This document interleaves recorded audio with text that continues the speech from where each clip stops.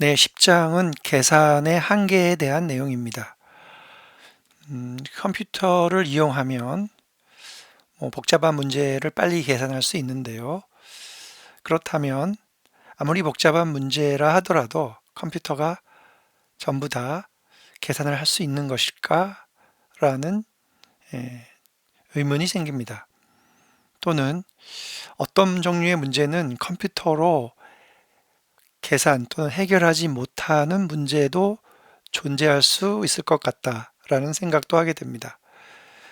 현존하는 컴퓨터의 성능이 해마다 계속 발전하고 있는데 컴퓨터 성능은 무한정 계속 발전할 수 있는 것인가? 그리고 인간이 다루고자 하는 또는 다루고 있는 데이터들은 그 양이 기하급수적으로 계속 늘어나고 있는데 거기에 맞춰서 현재 사용하고 있는 컴퓨터의 속도나 데이터 처리량, 데이터 저장을 위한 어떤 용량 이런 것들이 충분히 빨리 발전하면서 그 계산을 위한 뒷받침을 잘 해줄 수 있는가라는 물음이 존재합니다. 10장에서는 이제 그런 부분에 대해서 살펴보도록 하겠습니다.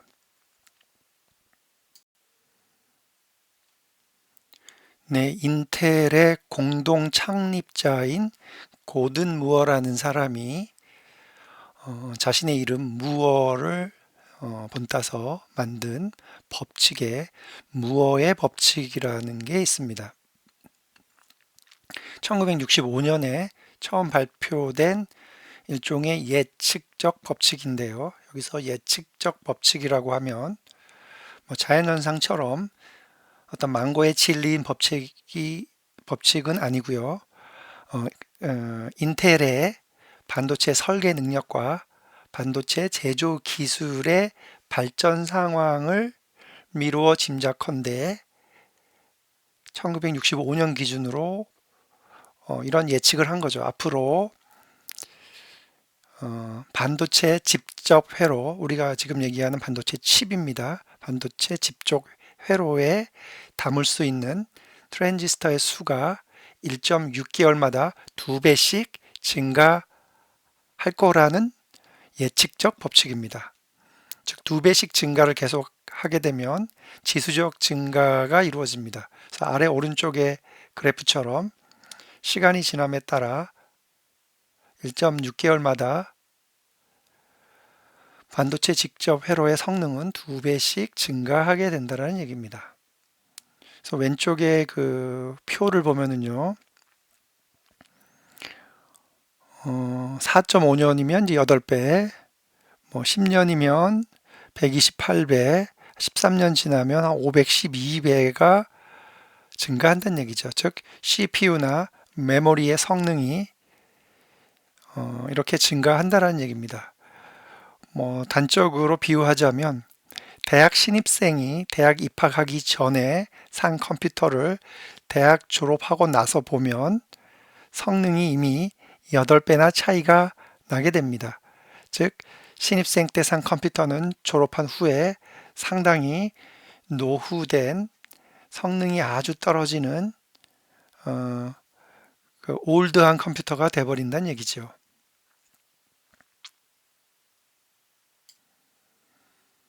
네, 그러면 그 무어의 법칙이 잘 지켜지고 있는지 그 진행 과정을 살펴보면은요.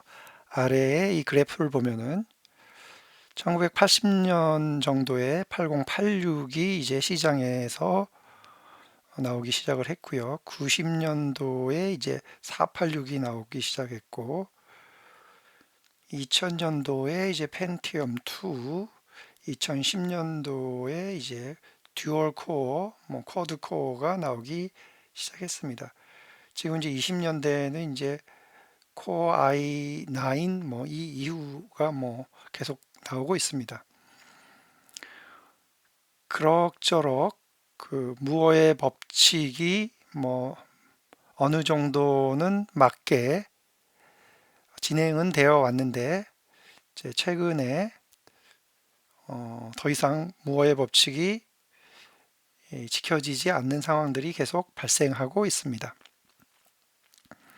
그래서 컴퓨터의 주요한 이제 부품이죠. 장치인 CPU와 메모리 같은 이런 계산 장치가 반도체 칩의 설계 제조 능력의 발전으로 계속 1.6개월마다 2배씩 증가하는 게 유지가 될 수 있는가?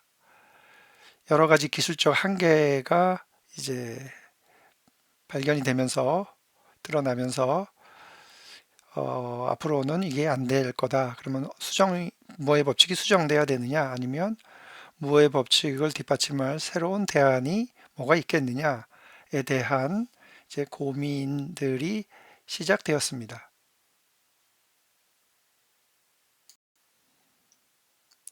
네, CPU의 처리 속도와 메모리 기억 장치의 용량이 이제 꾸준히 발전이 되어 왔는데요. CPU 처리 속도를 보면 일단은 그 클락 속도라는 게 있습니다. 클럭 레이시라고 얘기하는데요. 이게 무엇냐 하면 우리가 이제 반도체라고 얘기할 때 반도체는 도체와 부도체 사이에 있는 존재입니다. 도체는 전류가 잘 흐르는 거고 부도체는 전류가 흐르지 않는 겁니다. 반도체는 전류를 흐르게 했다, 흐르지 않게 했다를 할 수 있는 그런 존재입니다. 그래서 반도체가 컴퓨팅 장치에 사용이 된 이유는 클럭이라고 하는 속도를 조절해서 클럭이 한번 들어갈 때마다 전류를 흐르게 했다, 안 흐르게 했다, 흐르게 했다, 안 흐르게 했다를 조절할 수 있습니다. 그래서 클럭이 한번 들어갈 때마다 전류를 한번 흐르게 함으로써 그때에 맞춰서 한 번씩 계산이 이루어지게 할 수 있습니다. 그래서 클락 속도가 이제 1GHz라고 한다면 이 얘기는 1기가는 10의 9승 정도입니다.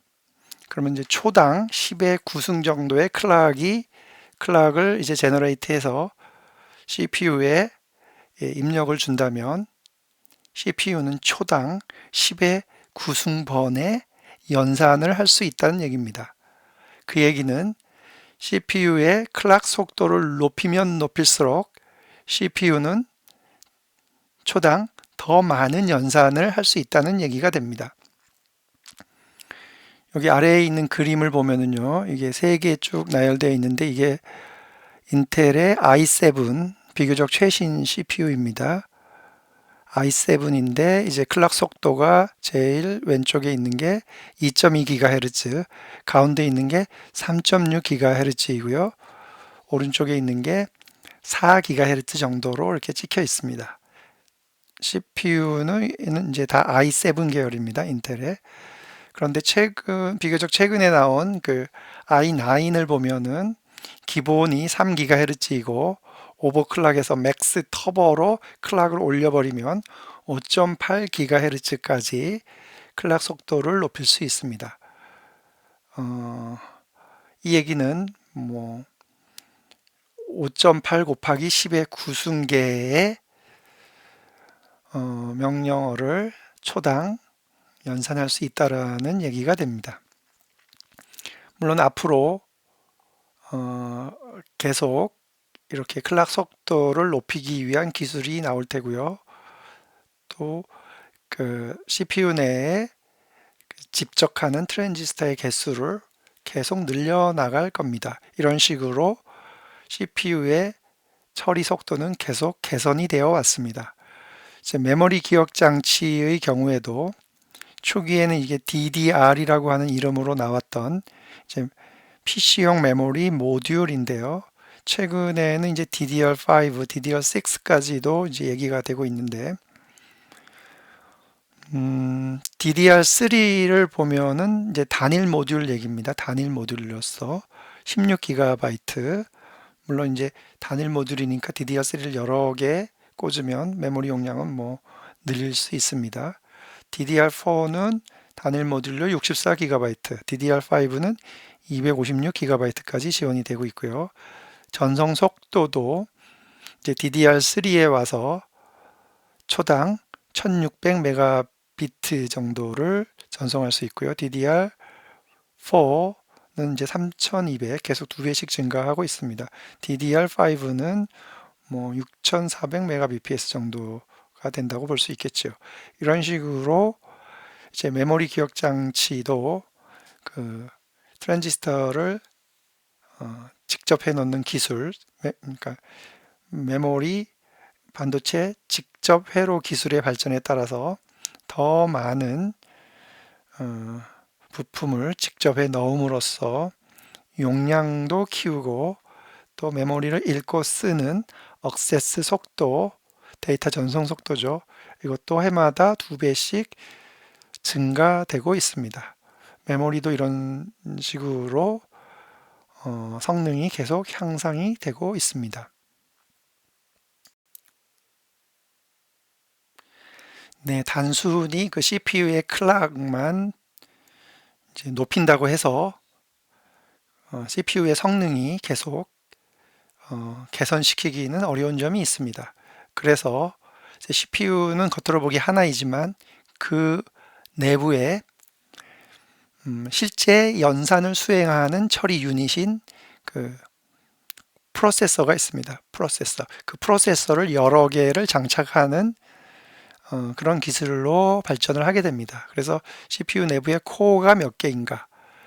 그래서 처음에 이제 2개다 그러면 이제 듀오 코어, 4개다 그러면 이제 쿼드 코어 이런 식으로 얘기를 했고요.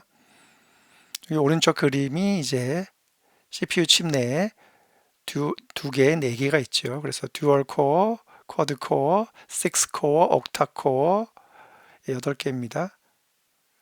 그 다음에 이제 멀티플 코어 그래서 아주 많아지기 시작을 합니다. 실제 이 왼쪽에는 이제 시제품의 이제 그림인데요. 듀얼 코어와 쿼드 코어가 처음 나왔을 때의 모습입니다. 그래서 이런 식으로 실제 하나의 CPU로 보이지만 내부에 실제 연산 작업을 수행하는 처리 유닛의 수를 계속 이제 2배씩 늘려감으로써 병렬 처리를 할 수 있게 됩니다. 그래서 클락 속도를 계속 2배씩 늘리지는 못하더라도 동일한 클락에서 CPU 내부의 연산 처리기, 그 코어를 여러 개를 늘림으로써 무어의 법칙의 한계를 조금 극복하려고 하는 시도들입니다.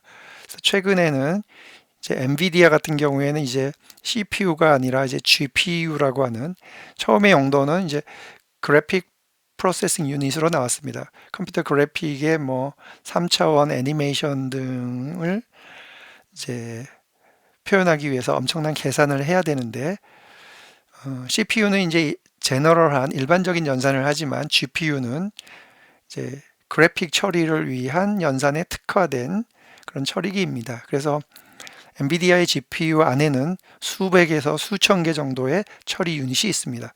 즉 수천, 수천 코어를 가진 일종의 처리기라고 볼 수 있습니다. 그래서 이렇게 빨리 병렬로 연산을 하는 엔비디아의 GPU와 맞춰서 함께 빨리 동작하는 이제 메모리가 필요해졌습니다.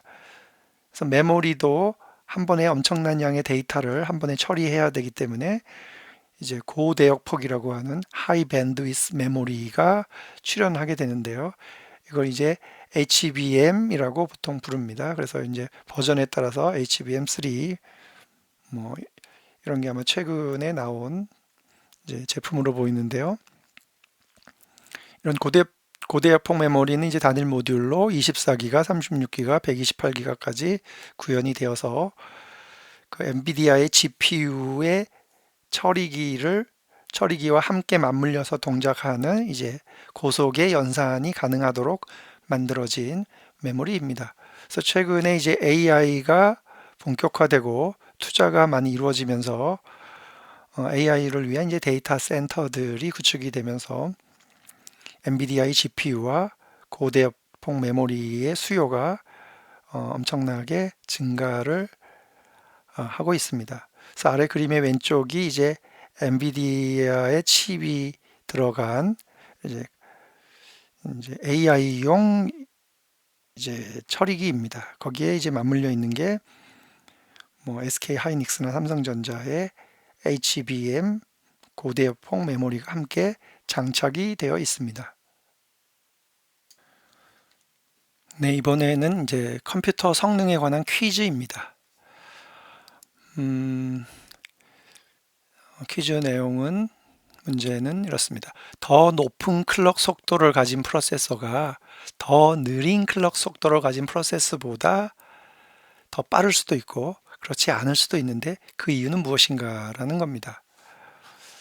우선 그 CPU의 종류에는 크게 리스크라고 불리는 CPU가 있고 시스크라고 불리는 CPU가 있습니다. 리스크는 뭐 Reduced Instruction 이렇게 시작이 되는 약자고요. 시스크는 이제 Complex Instruction 이렇게 시작이 되는 약자입니다. 보통 이제 인텔 계열의 CPU가 시스크이고요. ARM 계열의 CPU가 리스크입니다. 그래서 여기 노란색 오른쪽 그림에서 보듯이 리스크 명령어들은 이제 길이가 동일하게 전부 맞춰져 있습니다. 하지만 시스크의 명령어들은 아주 짧은 것도 있고 뭐 아주 긴 것도 있고 길이가 들쭉날쭉합니다. 그래서 이렇게 된 이유는 이렇습니다. 리스크는 제공되는 명령어들이 아주 단순한 명령어들만 제공이 되고 그 명령어들은 모두 예를 들어 이제 하나의 클럭 사이클 내에 다 실행이 되도록 길이가 맞춰졌습니다. 그리고 명령어들은 아주 원시적인 단위로 쪼개져서 기본적인 연산만 합니다. 그래서 실제로 리스크 컴퓨터에는 이제 명령어 집합이라고 하는 명령어의 개수가 적습니다. 그런데 시스크에서는 명령어의 길이가 이렇게 들쭉날쭉하다 보니 실제 명령어가 실행이 될 때 어떤 건 하나의 클럭 내에 다 끝나고 어떤 거는 2개 클럭, 3개 클럭, 어떤 경우는 5개 이상의 클럭이 필요할 수도 있습니다. 그러다 보니 시스크는 이제 컴퓨터에서 필요한 명령이라고 생각되는 명령어들은 다 집어넣습니다. 그래서 명령어들의 개수가 상당히 많습니다. 그런데 왜 이렇게 두 가지 방식으로 차이가 나냐 하면요. 리스크는 일종의 그 파이프라인이라고 하는 이제 고속 연산을 위한 메커니즘을 잘 활용한 경우인데요.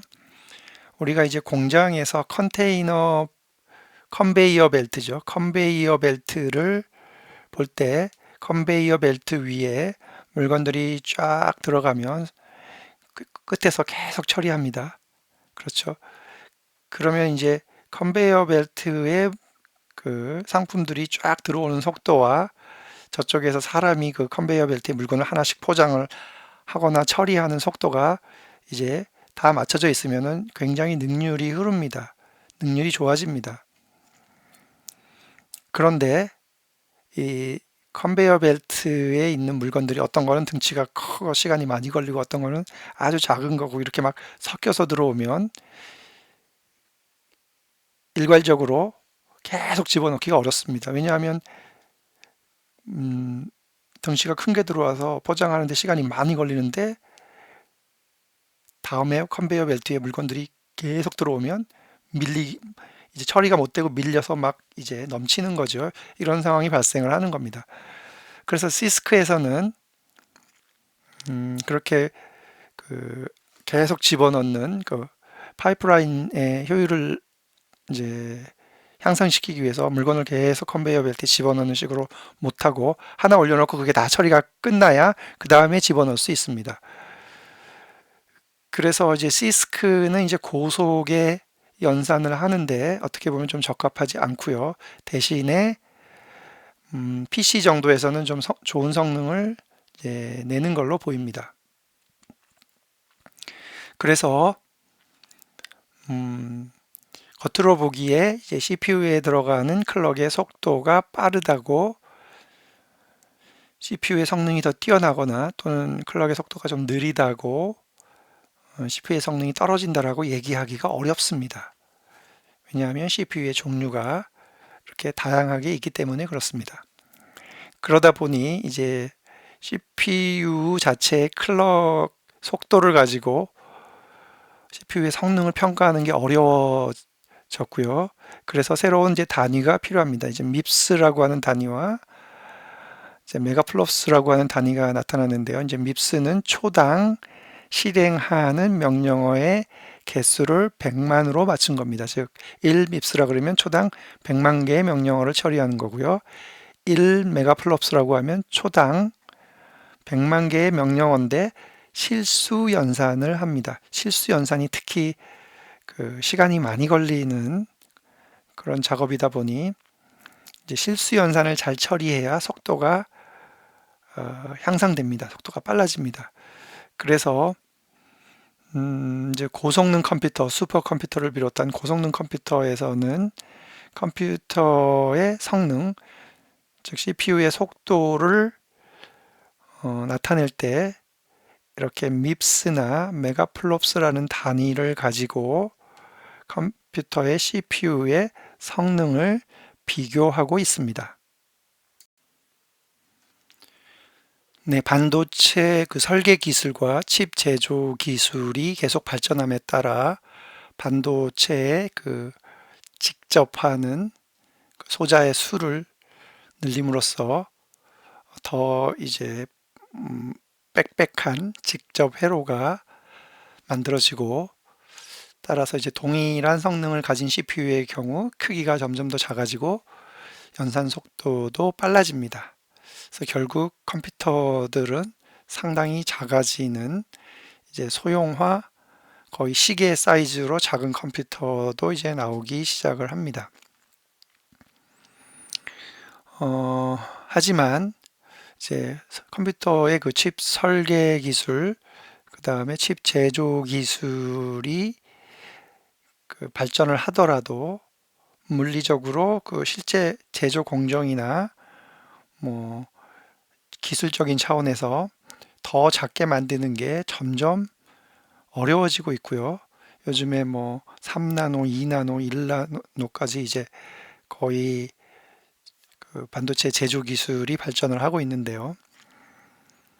제조 공정 기술이 발전하는 게 어려운 점도 있지만 애초에 조금만 더 이제 작아진다면 물리적인 한계에 부딪히게 됩니다. 여기서 이제 물리적인 한계라고 하면 전류가 흐른다는 건 전자 알갱이들이 움직인다라는 얘기인데 전자 알갱이들이 움직이는 그 금속의 훼손폭을 회로라고 보통 얘기하죠. 회로의 훼손폭을 뭐 어느 일정보다 더 좁게 줄이면 그 훼손을 따라서 전자 알갱이가 지나가는 게 물리적으로 불가능해집니다. 마치 우리가 버블티를 마실 때 버블티 안에 들어있는 이 버블보다 스트로우 빨대가 좁다면 버블티의 버블을 먹을 수 없는 겁니다. 걸려가지고 지나갈 수가 없는 거죠. 그것처럼 이제 회로의 훼손폭이 어느 정도 좁아지면 더 이상 전자가 지나갈 수 없는 물리적인 한계에 부딪히게 됩니다. 그러면 단순한 제조 공정 기술이 어려워서가 아니라 물리적인 한계 때문에 무어의 법칙은 더 이상 유지되기가 어려워집니다. 그래서 이제 새로 대안이 될 컴퓨터들이 제안이 되기 시작했는데요. 전자가 지나가는 이제 그런 현재의 이제 전기 기반의 컴퓨터들은 열을 냅니다. 열을 내기 때문에 더 작게 만드는 기술이 어려워졌죠. 열이 남으로써 이제 오류가 생기고 따라서 열을 줄이기 위해서 이제 쿨링이나 이제 냉각 장치들이 같이 붙어야 되기 때문에 이런 게 상당히 어려움이 많습니다. 그래서 이제 빛으로 동작하는 이제 광학 컴퓨터가 제안이 됐고요. 이럴 경우에 저항이 별로 없기 때문에 열도 별로 나지 않고 그만큼 속도도 향상시킬 수가 있습니다. 그 다음에 제안이 된 게 생물학적 DNA를 이용한 일종의 이제 바이오 컴퓨터가 제안이 됐고요. 역시 많은 연구가 이루어지고 있습니다. DNA 컴퓨터에 대한 연구도 뭐 아직 그 가시적인 상업화 단계에 들어서지는 못했지만 꾸준히 연구가 되고 있고요. 최근에 와서 실용적인 이제 상업화 단계에 들어선 이제 차세대 컴퓨터로는 이제 양자 컴퓨터를 들 수 있습니다. 양자 물리학의 그 양자적 특성을 이용한 컴퓨터인데요. 이제 양자 컴퓨터가 등장함으로써 이제 기존의 무어의 법칙보다는 이제 뭐 새로운 법칙이 나타날 걸로 보입니다. 그리고 현재 사용하는 컴퓨터가 이제 고전 컴퓨터가 되고요. 고전 컴퓨터의 한계를 극복할 수 있는 방법으로 양자 컴퓨터가 이제 되기 시작을 하고요. 상업성을 가지기 시작하고 있습니다. 네, 세스 로이드라고 하는 사람이 현재 사용되고 있는 컴퓨터 이런 방식으로 컴퓨터가 발전을 하더라도 궁극적으로 한계에 부딪힐 수밖에 없다라고 얘기를 하는데요. 그 로이드가 얘기하는 궁극적인 이제 컴퓨터의 한계, 현재 사용하는 컴퓨터를 기준으로 봤을 때 프로세서는 초당 10의 32개의 연산이 거의 최종 한계라고 보고요. 현재는 이제 10의 9승 기가헤르츠 단위로 이제 보고 있는데 메모리 같은 경우도 메모리 크기도 10의 16승 비트 정도가 로이드는 이제 궁극적인 한계라고 보고 있고 현재 10의 10승 정도 비트에 와 있습니다. 그래서 저 갭이 공정 기술이 어려워서 달성 못할 수도 있고 빨리 달성하더라도 물리적 한계 때문에 어차피 현재 사용되는 컴퓨터는 한계에 이를 수밖에 없다라고 결론을 내리고 있고요. 뭐 앞에서 언급한 양자 컴퓨터가 가장 적합한 대안으로 현재 많은 연구 개발과 투자가 이루어지고 있습니다. 2023년 12월에 공개되었던 그 IBM의 그 1121 큐비트의 콘도르라고 하는 QPU의 예가 여기 아래 그림에 나와 있습니다. 그래서 IBM의 기술 로드맵에 따르면 조만간 양자 컴퓨터가 기존의 슈퍼컴퓨터를 거의 대체할 것으로 예측되고 있습니다.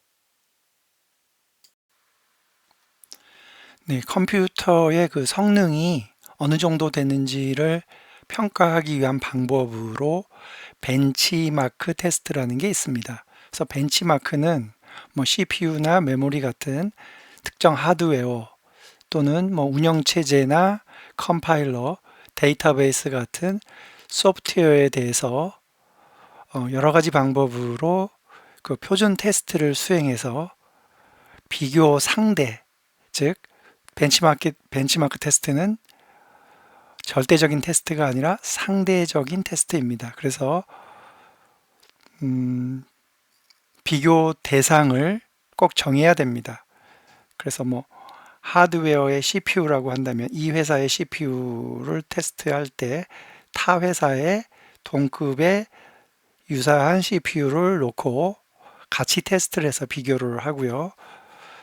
뭐 운영체제나 뭐 컴파일러 같은 경우도 한 회사의 제품만 보는 게 아니라 동일한 기능을 수행하는 다른 회사의 제품도 함께 테스트를 해서 서로 장단점을 수치적인 결과로 표시하는 그런 테스트입니다. 그래서 벤치마크 테스트를 하게 되면 자연히 순위가 매겨집니다. 어떤 부분에서는 뭐 이 회사 제품이 좋고 어떤 부분에서는 이 회사 뭐 제품이 좋고 해서 각 기능별로 또는 어떤 요소별로 그 수치화되어 성능이 평가되기 때문에 비교를 통한 테스트라고 볼 수 있습니다. 마치 그 대학 평가와 비슷하게 생각할 수 있는데요. 대학들도 보면은 뭐 세계 1위 대학부터 뭐 100등까지 순위를 매긴다 그러면 그 순위를 매기기 위해서 뭐 기준을 정합니다. 예를 들어 뭐 대학의 학생들의 다양성, 외국인들이 얼마나 많이 들어와 있는가, 또는 뭐 학생들의 학업 성취도도 보지만 뭐 졸업생들이 어디로 진출했는지 이런 것도 보고, 교수들의 연구비 수준 내역을 보기도 하고, 교수들이 발표하는 그 논문의 퀄리티를 비교하기도 합니다. 또는 뭐 역사가 오래된 대학의 경우는 뭐 국제적인 명성, 어느 대학 하면 다 알고 다 좋게 평가하고, 어느 대학 하면 뭐 어떤 식의 이미지를 가지고 있고, 이런 것들을 어떤 설문조사 같은 걸 통해서 평가하기도 합니다. 마찬가지로 컴퓨터의 성능을 평가한다는 얘기는 컴퓨터의 성능을 좌우하는 중요한 하드웨어, 예를 들어 CPU, 메모리, 그 다음에 뭐 그래픽 카드, 뭐 네트워크 성능, 이런 것 등등을 각각 비교를 하게 됩니다. 그래서 벤치마킹은 일반적으로 컴퓨터의 하드웨어의 특성을 평가하지만 그 소프트웨어 자체도 평가를 하기도 합니다. 그때는 이제 동일한 하드웨어에서 서로 다른 소프트웨어를 평가해야 되는 거죠. 보통 하드웨어를 평가할 때는 서로 다른 하드웨어에서 동일한 소프트웨어를 놓고 평가를 하게 됩니다. 그래서 벤치마크를 하는 도구가 있고요. 그 벤치마킹 소프트웨어라고 볼 수 있습니다. 그래서 벤치마크 툴이라고도 얘기를 하는데, 그 대표적인 회사로는 그 그렇죠. 회사라기보다 이제 제품이라고 얘기하는 게 적합할 텐데, 3D 마크, 긱벤치, 시네벤치, 패스마크, CPUG 등의 툴이 있습니다. 이 도구들을 이용을 해서 여러 가지 시나리오에 따라 다양한 방법으로 그 성능을 측정해서 비교를 합니다. 네, 여기서는 그 PC에서 돌아가는 벤치마크 도구에 대한 예입니다. 여러 가지 사례, 4개 정도의 벤치마크 도구들의 실행 화면을 보여주고 있습니다. 맨 왼쪽 위를 보면 패스 마크인데요. 그 패스 마크에 이제 잘 보이지는 않을 텐데, 왼쪽의 메뉴를 보면 CPU 마크, 2D 마크, 3D 마크, 메모리 마크, 디스크 마크, 그래서 컴퓨터의 주요 디바이스들에 대한 성능 평가를 다 하고 있고요.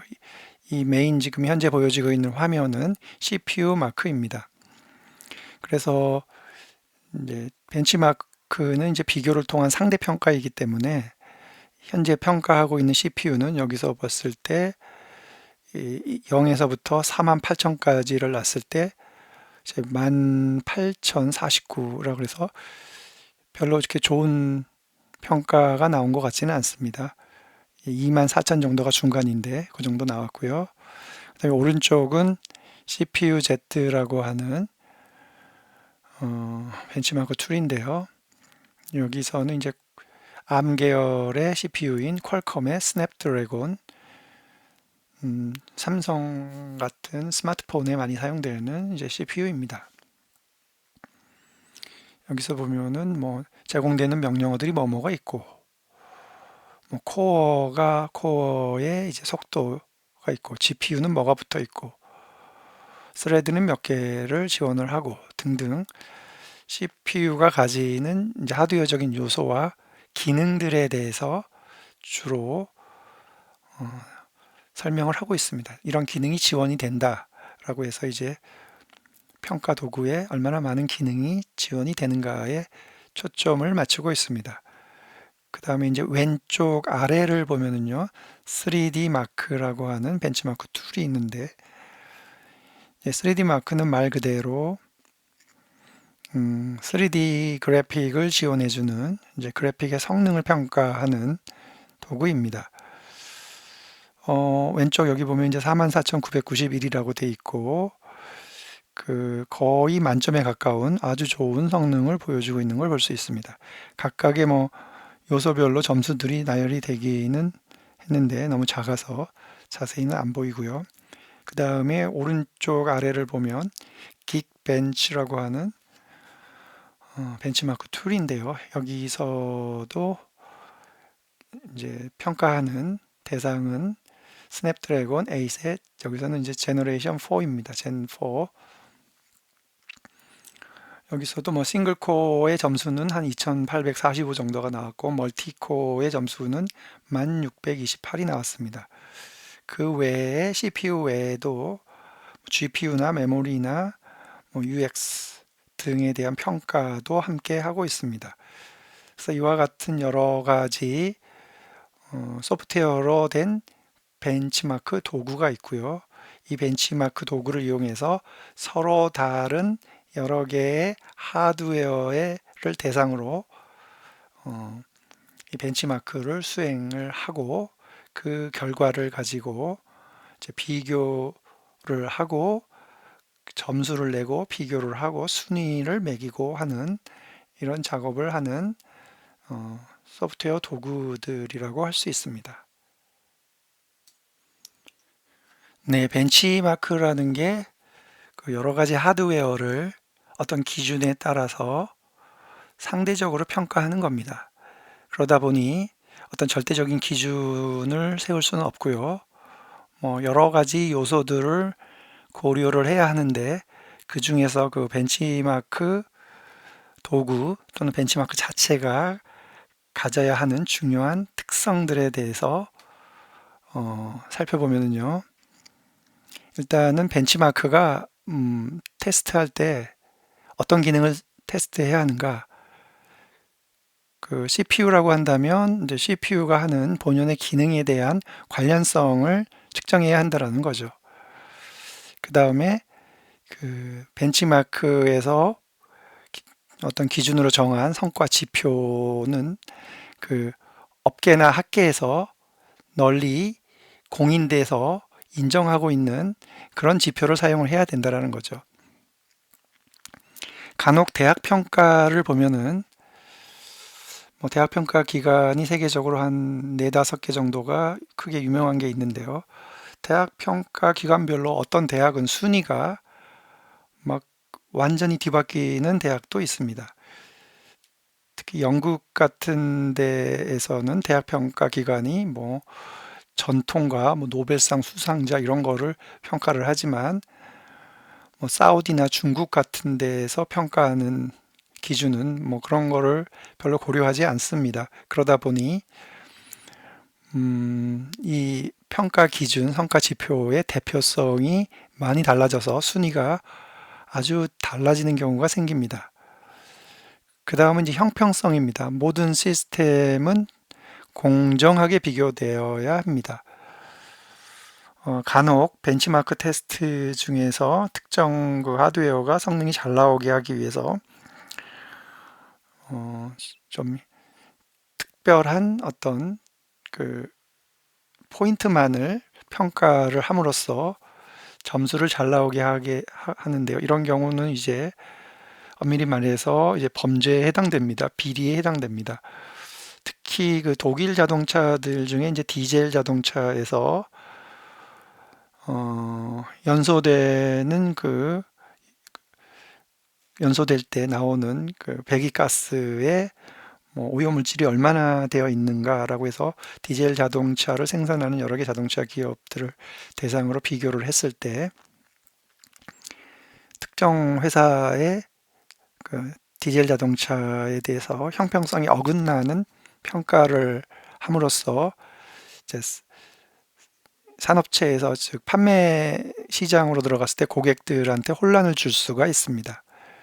그래서 그런 경우에 형평성에 어긋나면 안 되고 공정하게 비교되어야 합니다. 뭐 하드웨어, 컴퓨터 CPU, 메모리 경우도 다 마찬가지고요. 그 다음에 이제 반복성입니다. 벤치마크를 언제 한번 테스트를 했는데 되게 좋게 나왔는데 그 다음에 또 테스트 해봤을 때는 그런 결과가 안 나온다 그러면 이건 잘못된 거죠. 언제 하든 여러 번 하든 동일한 성과 지표에 대해서는 동일한 결과가 나올 수 있도록 반복해서 확인할 수 있어야 됩니다. 그 다음에 벤치마크 테스트는 비용 효율적이어야 한다. 그렇죠. 벤치마크 테스트를 하는데 너무 비용이 많이 들면 테스트를 자주 여러 번 또 폭넓게 하기가 어렵습니다. 그 다음에 이제 벤치마크 테스트를 하는 대상은 성능이 낮은 것부터 성능이 높은 것까지 다양하게 전반적으로 다 테스트할 수 있어야 됩니다. 뭐 좋은 것만 테스트 가능하고 나쁜 건 테스트가 불가능하다 이러면 좋은 벤치마크가 아닌 거죠. 그 다음 벤치마크의 투명성입니다. 벤치마크가 구체적으로 무엇을 테스트하고 있는지가 모든 사람이 봤을 때 명확하고 투명해야 합니다. 그렇지 않고 도대체 이게 무슨 소리야? 뭘 평가한다라는 거지? 애매한데 이러면은 안 된다라는 거죠. 여기 아래는 그 벤치마크 사례 중에 하나를 보여준 건데요. 이거는 이제 KT의 인터넷에 대한 벤치마크입니다. 보통은 이제 인터넷을 신청을 하면 KT의 그 설치 기사가 가정을 방문한 다음에 인터넷을 설치를 합니다. 그리고 설치가 끝난 다음에 각 가정에 있는 그 뭐 대표하는 사람한테 이걸 보여주죠. 현재 인터넷 설치가 완료됐고 1GB로 설치했습니다.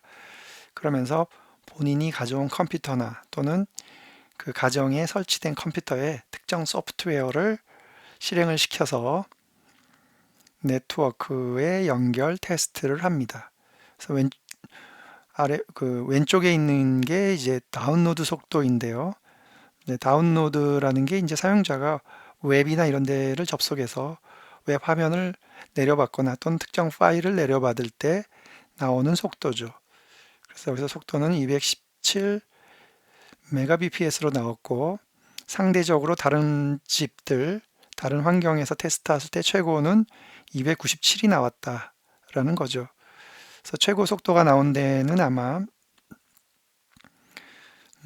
여러 가지 이유가 있겠지만 테스트하는 곳에서 그 설치된 네트워크 환경이 뭐 디바이스라든가 이런 것들이 상당히 좋다고 할 수 있고 또는 다운로드를 받는 그 서버 대상으로부터 상대적으로 가까운 거리에 있는 데서는 물리적으로 이제 좋은 이제 이 속도가 나올 수 있습니다. 그래서 여기서는 이제 평균 속도는 이제 221로 나왔는데 이 집 같은 경우는 217이니까 평균보다는 조금 낮게 나온 겁니다. 그래서 오른쪽은 이제 업로드인데요. 업로드는 보통 사용자들이 인터넷을 통해서 뭔가 데이터를 보내거나 뭐 웹에다 데이터를 올리거나 파일을 업로드하거나 이런 경우인데요. 이런 경우는 사실 사용자 입장에서는 업로드를 많이 안 씁니다. 대부분 다운로드를 많이 쓰기 때문에 업로드의 속도는 평균적으로 다운로드보다는 낮게 나옵니다. 여기서는 이제 557.6 메가bps가 나왔고 최고 속도는 66이 나왔습니다.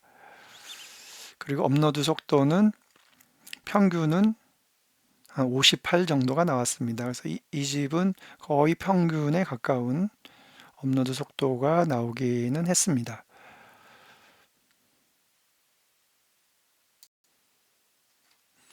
네, 이번에는 그 벤치마크 결과에 대한 해석을 어떻게 하느냐라는 겁니다.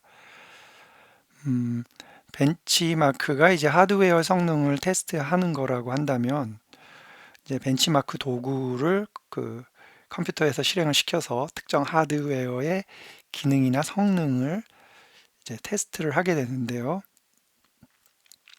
그 벤치마크 툴 자체가 컴퓨터의 하드웨어의 특정 기능을 많이 사용을 하는 경우, 특정 기능에 대해서 많이 사용하게 되는 경우, 그 특정 기능이 좀 우수한 그런 하드웨어들은 좋게 나오고요. 그렇지 않으면 뭐 전반적으로 좋지 않게 나올 수가 있습니다.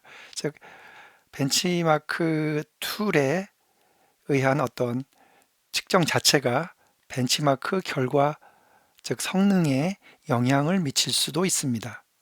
그래서 벤치마크가 영향을 끼치는 이런 여러 가지 변수들이 있는데 이 변수들을 일관되게 제어하는 것은 아직 불가능합니다. 그 일반적으로 이제 테스트하는 이제 컴퓨터를 보면 기본 하드웨어 위에 운영체제만 설치되어 있고 다른 소프트웨어는 전혀 없는 상태에서 테스트를 한다면 조금 더 실질적으로 테스트를 할 수 있습니다. 즉 하나의 컴퓨터의 운영체제 말고 여러 가지 소프트웨어가 막 있는 상태에서 벤치마크 도구를 돌리면 이 벤치마크 도구가 실행이 될 때 사실 컴퓨터상에 운영체제 외에 다른 소프트웨어들도 같이 실행되고 있다고 하면 벤치마크가 온전하게 제대로 동작하기가 어렵습니다. 가장 좋은 방법은 동일한 하드웨어에 동일한 운영체제를 놓고 그 위에 오로지 벤치마크 하나만 놓고 테스트를 해야 합니다. 그래서 결론적으로 말하자면 벤치마크의 그 테스트 결과가 항상 언제나 뭐 보증하는 건 아닙니다. 즉 벤치마크는 주변 환경이나 여러 가지 여건에 의해서 영향을 받을 수 있기 때문에 특정한 시점에서 특정한 컴퓨터의 특정한 그 환경에 대한 테스트 결과, 그때의 어떤 컴퓨터의 동작 상태를 테스트한 거라고 봐야 합니다. 물론 똑같은 환경을 만들어 놓으면 똑같은 결과가 나와야 되긴 하지만 어쨌든 그 환경에 맞춰진 결과라는 결과로 인지를 해야 합니다. 이게 어떤 절대적인 기준이 아니기 때문에 그렇습니다. 그래서 벤치마크 결과는 이제 참고사항이고 절대적인 기준이라고 볼 수 없습니다. 그래서 이제 조금 전에도 이제 예를 들었듯이 대학 평가도 일종의 벤치마크고요. 자동차 성능 평가도 벤치마크입니다. 그랬을 때 그 대학 평가 기관에서 평가하는 평가 기준, 평가 요소들, 네, 그런 것들은 그때그때 그 제출받은 대학의 자료나 뭐 설문조사 같은 거 그런 데 의존을 하는데 사실 설문조사 직전에 뭐 특히 영국 대학은 대학의 명성을 많이 따지는데 뭐 특정 대학의 출신자가 사실 30년 전에 졸업을 했는데 그 특정 대학의 출신자가 최근에 노벨상을 받았다. 그래서 그 사람에 대해서 막 얘기하면서 그 학교가 여러 번 언급이 된 거죠. 그랬을 때 대학 평가에서 그 설문조사에서 어떤 명성 부분을 평가했을 때 사람들은 최근에 미디어나 이런 데서 그 대학에 대한 얘기들을 좋게 많이 들었기 때문에 설문조사에서 명성에 대한 평가가 상당히 올라갑니다. 그렇기 때문에 이건 어떤 절대적인 기준이 아니라 그 대학 평가 벤치마크를 했을 때의 시점이 반영된 하나의 상태라고 봐야 된다고 하는 거죠. 컴퓨터에서도 마찬가지입니다.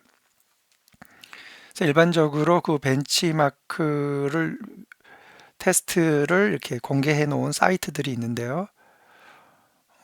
대부분이 이제 특정 회사의 주요 하드웨어 부품, CPU나 메모리, 뭐 특정 하드웨어들에 대한 이제 벤치마크를 한 결과를 순위를 매겨서 이제 공개해 놓은 사이트 같은 것들입니다. 여기 이제 참고용으로 소개를 해놨고요. 탐스 하드웨어라고 불리는 이제 벤치마크 테스트가 이제 많이 알려져 있습니다.